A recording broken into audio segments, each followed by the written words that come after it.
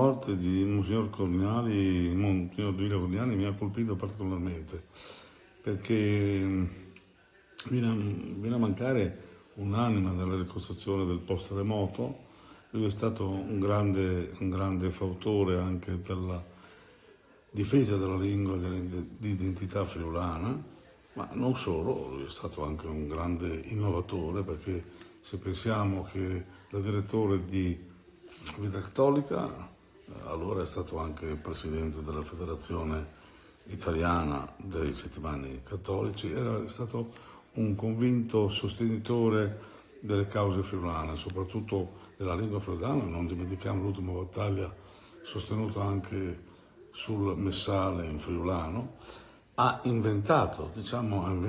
fondato Radio Spazio 103, ma soprattutto è stato l'anima del post-terremoto, una persona molto capace, una persona che è riuscito a dare un sostegno alle varie identità friulane, ha continuato a scrivere fino all'ultimo momento sulla Vita Cattolica, naturalmente sul settimanale diocesano, nella rubrica La Gare, era sempre molto propositivo. Io posso ricordare un aneddoto. Nel 2001 mi pare, comunque giù di lì, era a Sedilis, gli avevo promesso che avrei portato da lui l'allora ministro Buttiglione per una questione che riguardava i fondi europei.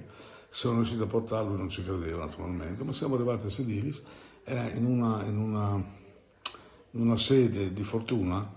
Sono entrato da lui, dice, ecco, gli ho detto, caro Duilio, ti ho portato il ministro, sì, vieni, dice, vieni a bere un caffè, Enzo. E poi vede che ero col ministro Buttiglione. È stata per lui una grande sorpresa, in quel momento c'è stato un bel dibattito, un bel confronto fra i due, e poi naturalmente c'è stato un sopralluogo su al forte di Osoppo. Ricordo che in quei momenti lui proponiamo anche quell'iniziativa.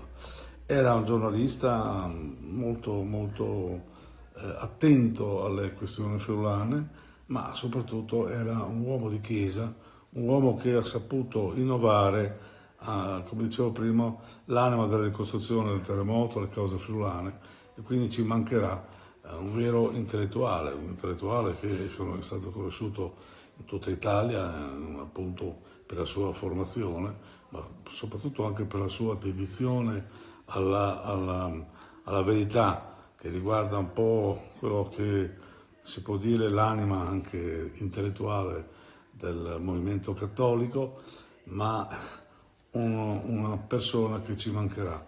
Certamente ci mancherà, soprattutto le sue uscite molto schiette, molto chiare sulla società friulana, sul suo orizzonte.